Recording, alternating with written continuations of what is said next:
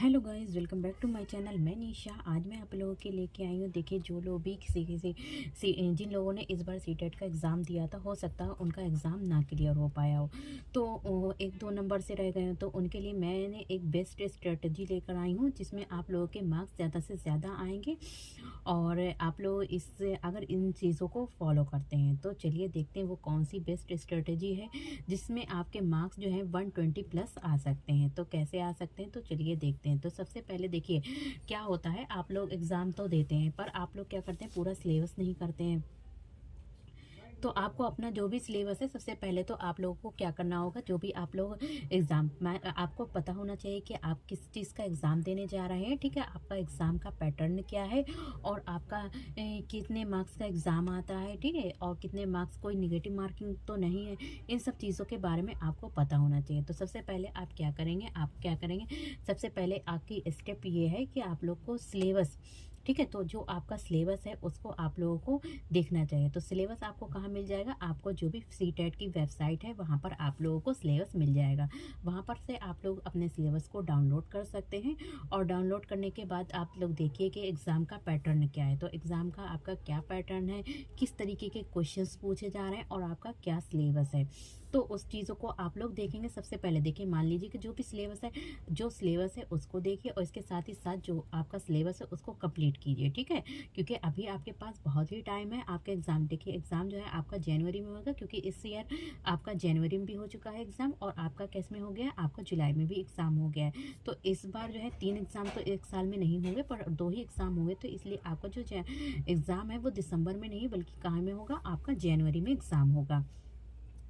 तो अब देखते हैं कि कैसे आप लोग इसको एग्ज़ाम की तैयारी कर सकते हैं। तो स्टेप 2 है कि जो भी देखिए, हमारा जो सीटेट का एग्ज़ाम होता है वो अंडरस्टैंडिंग पे होता है। किस पे होता है, अंडरस्टैंडिंग पे होता है। जितनी अच्छी आपकी अंडरस्टैंडिंग होगी उतना ही आप लोग अच्छा स्कोर कर सकते हैं। तो कोई भी चीज़ आप लोग पढ़ेंगे तो उसको समझ के आधार पर ही पढ़ना होगा। आपको किसके आधार पर पढ़ना होगा, समझ के आधार पर पढ़ना होगा।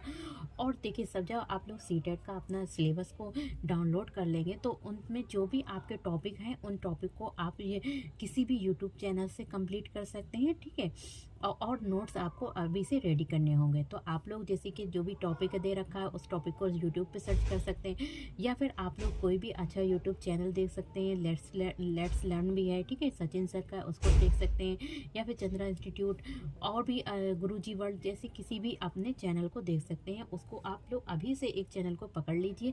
बल्कि आप लोगों को क्या करना है कि बार बार अलग अलग चैनल्स पे नहीं जाना है, बल्कि एक चैनल को पकड़िए, एक चैनल से ही देखिए और उसके नोट्स तैयार कीजिए। ठीक है, और आपके आपकी क्या आती है, पैडागोजी आती है। तो पैडागोजी आती है, देखिए आपका 150 मार्क्स का आपका एग्ज़ाम होता है, जिसमें से आपकी फ्रंट 75 मार्क्स की पैडागोजी पूछी जाती है और 75 मार्क्स का आपका जो भी कंटेंट है 5 सब्जेक्ट के वो पूछे जाते हैं। तो अगर पैडागोजी देखिए आपकी समझ पे आधारित होती है, आप जितने भी PYQs करेंगे तो आपकी क्या होगी, पैडागोजी उतनी ही स्ट्रॉन्ग हो जाएगी। फिर देखते हैं आपको क्या करना है। तो सबसे पहले आप क्या करेंगे, अभी से आप लोग अपने वीडियो देखने के बाद ही आप लोग अपना सिलेबस को डाउनलोड करेंगे, और सिलेबस के बाद आप क्या करेंगे, और अपने नोट्स को तैयार कर लेंगे। बहुत ही ज़्यादा लॉन्ग नोट्स नहीं होंगे, छोटे छोटे नोट्स होंगे, कम ही, ताकि आप लोग एग्ज़ाम के टाइम उसको रिविज़न कर सकें। देखिए, जब आपसे अपने नोट्स को कंप्लीट कर लेंगे, सिलेबस को कंप्लीट कर लेंगे, जब आप PYQs लगाने बैठेंगे तो आपको पता चल जाएगा, क्योंकि आप लोग उसमें PYQs अच्छे से सॉल्व कर पाएंगे। और जब PYQs कर लेंगे तो आप लोग उसको प्रैक्टिस सेट भी अच्छे से तरीके से कर पाएंगे। तो आप लोगों की समझ में आ गया होगा कि आप लोगों को सबसे पहले क्या करना है। ये वीडियो देखने के बाद आप लोग सबसे पहले अपना सिलेबस को क्या करेंगे, डाउनलोड करेंगे, और आप लोगों को जो भी सिलेबस है उसके अभी से नोट्स प्रिपरेशन करने होंगे। सबसे पहले देखिए, ज़्यादातर आपकी जो CDP पूछी जाती है, तो अगर हम आपका एग्ज़ाम पैटर्न देखें तो देखिए आप लोगों को दिख रहा होगा कि आपका एग्ज़ाम पैटर्न क्या है। तो देखिए, ये आपका एग्ज़ाम पैटर्न है। देखिए आपका,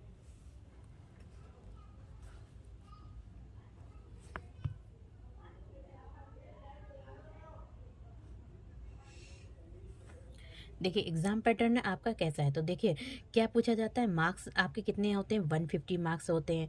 क्वेश्चंस आपके कितने होते हैं, 150 क्वेश्चंस होते हैं। टाइमिंग आपकी रहती है 2.30 यानी कि 2 घंटे 30 मिनट रहती है। अगर देखा जाए तो 150 मिनट्स ही रहती है, जिसमें आपको एक क्वेश्चन के लिए 1 मिनट मिलता है। और मोड आपका क्या है, ऑफलाइन। पेपर आपका अब जो है क्या होता है, ऑफलाइन होता है। अगर वैधता की बात करें, वैलिडिटी, तो वैलिडिटी इसकी होती है आपकी लाइफ टाइम वैलिडिटी रहती है। कितनी रहती है, लाइफ टाइम वैलिडिटी रहती है। और पासिंग मार्क्स की बात करते हैं तो देखिए पासिंग मार्क्स क्या होता है। तो पासिंग मार्क्स जो होते हैं जनरल, जो बच्चे जनरल कैटेगरी से बिलोंग करते हैं तो उनके लिए 90 मार्क्स। बाकी अदर के लिए जैसे कि ओबीसी है, एसटी है या फिर एससी है, तो उनके लिए आप कितने मार्क्स आते हैं, तो उनके लिए मार्क्स जो होते हैं अगर उनका 82 भी होता है तो उनका पास माना जाता है। तो आपको यहाँ पे 60% जनरल के लिए और 55% आपके किसके लिए, ओबीसी के लिए होते हैं। और नेगेटिव मार्किंग आपकी कोई भी नेगेटिव मार्किंग नहीं रहती है। फिर बात करें कंटेंट प्लस पेडागोजी, देखिए आपका क्या आता है, कंटेंट आता है, जो भी स्ट्रक्चर है पेपर का।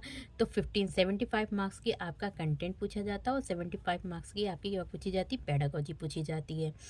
और अगर बात करें कि पेपर जो होते हैं आपके 2 पेपर होते हैं, जिसमें आपका पेपर फर्स्ट होता है और पेपर सेकंड होता है। देखिए आप लोगों को समझ में आ रहा है। तो हमारा क्या होता है, पेपर फर्स्ट पूछा जाता है और पेपर सेकंड।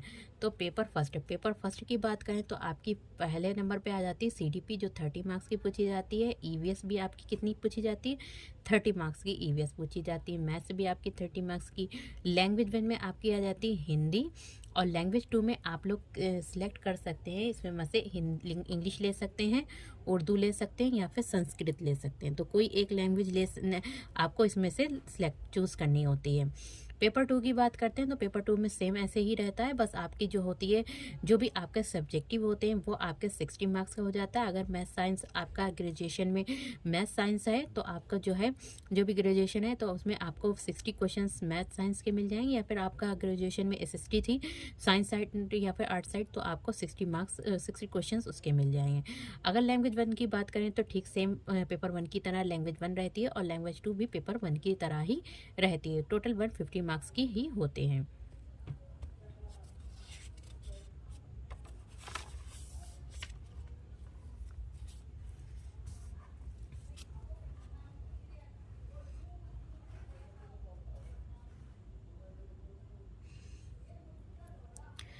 तो यहाँ पे देखिए सबसे पहले अगर आप लोग अच्छे से प्रिपरेशन करना चाहते हैं तो क्या करना चाहिए, आपको क्या करना होगा, स्टेप 1 में आपको अपना सिलेबस डाउनलोड करना होगा और जो भी सिलेबस है उसके अकॉर्डिंग ही आपको नोट्स अपने तैयार करना होंगे। ठीक है, तो जब आपका सिलेबस कंप्लीट हो जाएगा और नोट्स आपके कंप्लीट हो जाएंगे तो उसके बाद आप लोग कोई भी PYQs ले सकते हैं। जैसे कि आप लोग किस बेस्ट बुक ले सकते हैं, अरिहंत पब्लिकेशन का PYQs ले सकते हैं या फिर आप यूथ का PYQs ले सकते हैं। ठीक है, मेरे पास तो यूथ का है।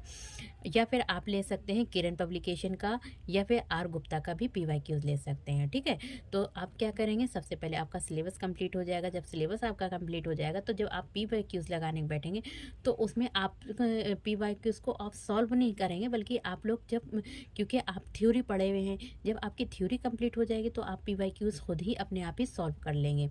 और अगर चाहते हैं इससे भी अच्छे मार्क्स लाना चाहते हैं तो आप लोग प्रैक्टिस सेट कर सकते हैं। ठीक है, तो यहाँ पर आप लोग PYQs कब से करेंगे, यहाँ पर 2018 से लेकर 2024 तक जो भी जुलाई में एग्ज़ाम हुआ है वहाँ तक के आप PYQs कर लीजिए। अगर आपके पास अभी टाइम है तो आप 2011 से, जो भी हमारा स्टार्टिंग का पेपर हुआ था, तो वहाँ से आप 2011 से लेकर 2024 तक के भी PYQs कर सकते हैं। और अगर आप चाहें तो एक डेली PYQs लगाइए और डेली प्रैक्टिस कीजिए। ठीक है, उसके साथ आप लोग क्या कर सकते हैं, देखिए CDP, तो CDP के लिए मैंने आपको बता दिया, कोई भी यूट्यूब चैनल, अभी मैंने बता ही दिया था कि आप लोग CDP में कैसे कर सकते हैं। देखिए CDP को अब मैं आपको ये बता रही हूँ कि आप लोग के हो सकता है कि आप लोग नोट्स ना बनाएं किसी चैनल से, तो आप लोग खुद भी अपनी तैयारी कर सकते हैं खुद भी।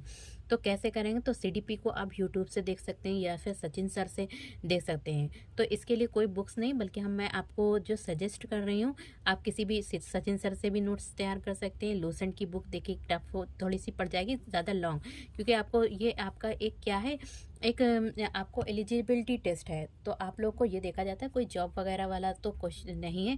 अगर आप लूसेंट से पढ़ेंगे, बुक बहुत अच्छी है, लेकिन क्या है उसमें थोड़ा सा इतना मतलब प्रोसेस से दे रखा है डिफ़िकल्ट, तो आप लोग इतना बहुत ज़्यादा टाइम हो जाएगा। तो आप लोग क्या कर सकते हैं, सचिन सर से पढ़ सकते हैं, हिमांशी मैम से पढ़ सकते हैं, या फिर आप कोई भी एक बुक है अग्रवाल एग्ज़ाम कार्ड की, तो वो ले सकते हैं, ठीक है।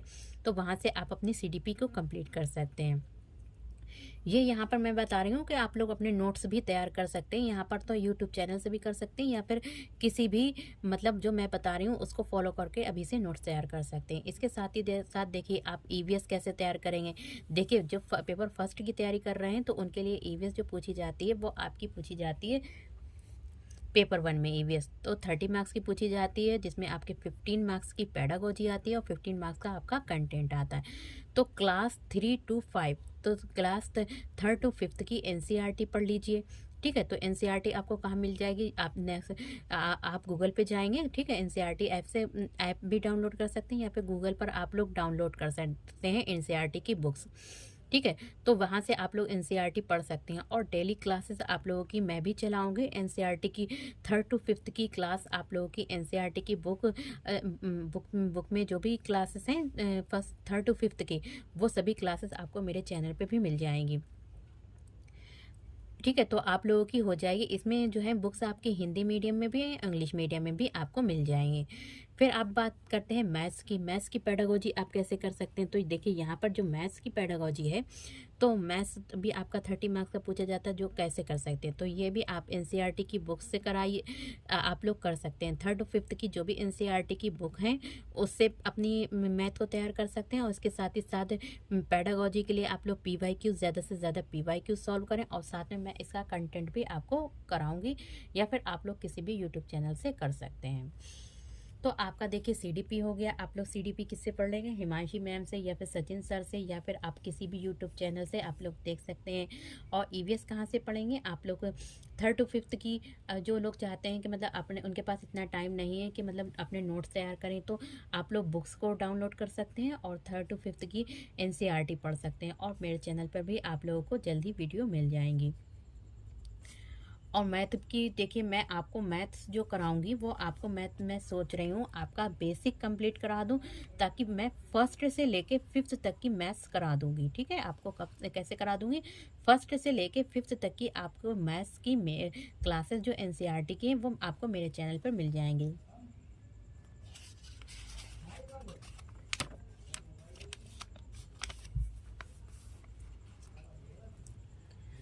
और इसके साथ ही साथ देखिए 5 स्टेप आपकी हो जाएगी हिंदी, ठीक है। आप लोगों का सीडीपी तैयार हो जाएगा, ठीक है।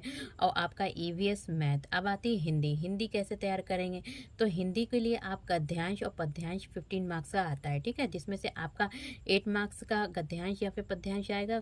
तो इसमें से हमारा 15 मार्क्स का आता है। तो आप इसको पीवाईक्यू से भी कर सकते हैं, ठीक है। तो पीवाईक्यू से कर सकते हैं। पीवाईक्यू ज़्यादा से ज़्यादा हिंदी के सॉल्व करेंगे, आपकी पेडागोजी भी तैयार हो जाएगी, ठीक है। और आपको गद्यांश और पद्यांश, देखिए गद्यांश और पद्यांश तो रिपीट तो नहीं होते, पर आपको प्रैक्टिस हो जाती है। देखिए गद्यांश और पद्यांश आपका क्या समझता है, आपकी अंडरस्टैंडिंग को समझता है कि आप बच्चे ने कितना समझ पा रहे हैं, तभी तो आप समझ के साथ क्वेश्चन कोई आंसर दे पाएंगे। तो वहाँ पर आपका गद्यांश पद्यांश पूछा जाता है। और आप लोग इसके लिए मैग्रो हिल की बुक को ले सकते हैं, ठीक है। मैग्रो हिल की जो बुक है उससे भी कर सकते हैं। इसमें भी अच्छी आपकी क्या दे रखी है, हिंदी की पेडागोजी दे रखी है। फिर बात करते हैं इंग्लिश। इंग्लिश को की कैसे आप तैयार कर सकते हैं, तो इंग्लिश के भी आप ज़्यादा से ज़्यादा पैसेज को सॉल्व करें और पीवाईक्यूज़ लगाएं, और साथ ही साथ इसकी जो भी इंग्लिश की पेडागोजी होगी वो मैं आपको करा दूँगी, ठीक है। मैं इंग्लिश की पेडागोजी भी मैं आपको करा दूंगी, या फिर आप किसी भी यूट्यूब चैनल से भी आप इंग्लिश की पेडागोजी कर सकते हैं। तो पेडागोजी आपकी 15 मार्क्स की आती है, 15 मार्क्स का पैराग्राफ आता है। तो और पैराग्राफ को सॉल्व कैसे करेंगे, तो इसका तरीका भी मैं बताऊंगी। देखिए कोई भी गद्यांश आप चाहे सॉल्व कर रहे हैं या फिर आप पैसेज सॉल्व कर रहे हैं, तो उनको जो है सबसे पहले आप क्वेश्चंस को रीड करेंगे, ठीक है। क्वेश्चन को रीड करेंगे अच्छे से, उसके बाद ही आप क्या करेंगे, क्वेश्चन को रीड करेंगे और उसमें हाईलाइट कर लेंगे पॉइंट को क्या पूछ रहे हैं, ठीक है। ऊपर वाली लाइंस को पढ़ेंगे और उसमें देखेंगे कि क्या पूछा गया है। तो वहाँ से आपको गद्यांश आपका कंप्लीट हो जाएगा। आप ये नहीं कि देखिए पेपर में टाइम टेकिंग होता है गद्यांश और पद्यांश, उसमें बहुत ही ज़्यादा टाइम लगता है, इसलिए पूरा पढ़ने ना बैठिएगा। तो क्या करना है आपको, क्या करना होगा, उसको पहले क्वेश्चंस को रीड कर लेना और फिर उसके आंसर को फाइंड करना होगा। ठीक इसी तरीके से आप इंग्लिश के पैसेज में भी करेंगे। पहले आप क्वेश्चंस को रीड करेंगे और उसका जो भी क्वेश्चन को हाईलाइट कर लेंगे कि इसमें क्या पूछ रहे हैं, ठीक है। तो उसको उसी चीज़ को आप क्या करेंगे, अपने पैसेज में फाइंड करेंगे। और इसकी जो है पेडागोजी की ज़्यादा से ज़्यादा प्रैक्टिस करें, ठीक है। और सोशल साइंस की रही बात, पेपर 2 की, जो लोग भी सोशल साइंस का एग्ज़ाम देंगे, पेपर 2 की तैयारी कर रहे हैं बीएड वाले, तो वो भी 6 to 8 की एनसीईआरटी पढ़ें, हिस्ट्री, पॉलिटी, ज्योग्राफी। और इसकी क्लासेस आपकी मेरे चैनल पर भी मिल जाएंगी। हिस्ट्री की क्लासेस अभी चल रही हैं, क्लास 6 की हिस्ट्री मेरे चैनल पे आपको मिल जाएगी, 2 से 3 क्लासेस हो चुकी हैं। इसके साथ ही साथ आपकी पॉलिटी, ज्योग्राफी की क्लासेस भी मिल जाएंगी। और एक बात ये कहना चाहूँगी, जो भी लोग भी मैथ्स की अगर प्रिपरेशन कर रहे हैं, मैथ्स या फिर साइंस की, तो वो लोग भी आप लोग एनसीईआरटी पढ़िए 6 to 8। देखिए, आपका जो भी आपका सीबीएसई जो भी आपका एग्ज़ाम लेता है, तो वो कहता है कि जो भी हम पूछेंगे वो एनसीईआरटी, आप लोग एनसीईआरटी पढ़िए, एनसीईआरटी से ही क्वेश्चन आएंगे। तो आप लोग एनसीईआरटी ही को पढ़िए और एनसीईआरटी से अपने नोट्स को तैयार कीजिए। इसके साथ ही साथ आप लोग अपने पीवाईक्यूज़ भी लगाते जाइए। और यहाँ पे देखिए, जो भी कंटेंट है एनसीईआरटी को समझ के साथ पढ़ना है, क्योंकि आप क्वेश्चंस के जो देखिए एसएसटी में जो क्वेश्चंस आते हैं वो आपके कथन वाले पूछे जाते हैं, तो इसलिए आपको जो चैप्टर है वो अच्छे से पढ़ना ज़रूरी हो गया है। क्योंकि पहले आपके लिए कोई चीज़ें पूछी जाती थी, बट अब इसमें कंटेंट और कथन पूछा जाता है। अगर एक कथन को जब आप लोग समझे हुए होंगे, जब उन चैप्टर को समझे होंगे, तभी उन कथन को कंप्लीट कर पाएंगे।